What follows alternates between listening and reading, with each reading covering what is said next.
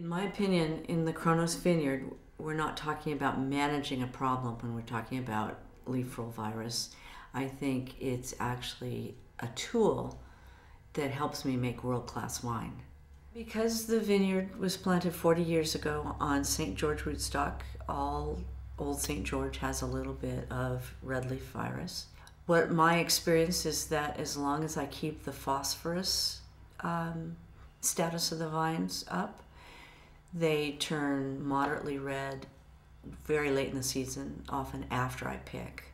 So if the phosphorus status gets too low, and we determine that by petiole analysis, then they turn red earlier and to a greater extent, and I think then we can wind up jeopardizing the photosynthesis enough that we would have trouble ripening. But as long as I keep the phosphorus status where it needs to be, I have no trouble getting it ripe. It's been farmed strictly organically now for 15 years.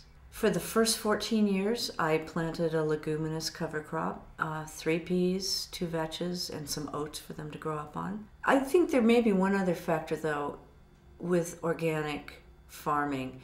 My soil, we're really farming the soils more than we're farming the vines. And over the years, the soils have become so alive that I'm guessing maybe we're making the phosphorus that is there more available to the vines.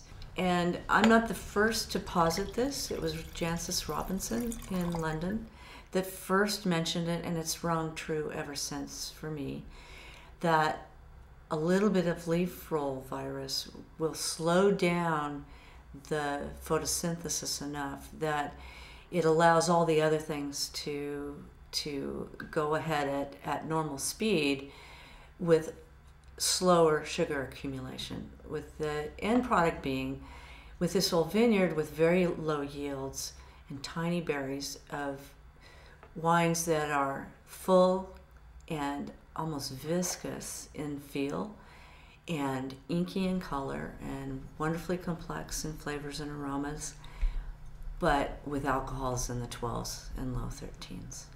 My whole goal is to make wines that are both powerful and elegant. I love walking that line, and I think the leaf roll helps me do that.